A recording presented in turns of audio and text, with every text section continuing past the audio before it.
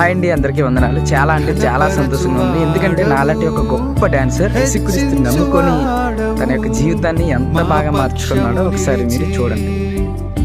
జయమిచ్చువాడవు, ఏమైనా చేయగలవు, కథ మొత్తం మార్చగలవు.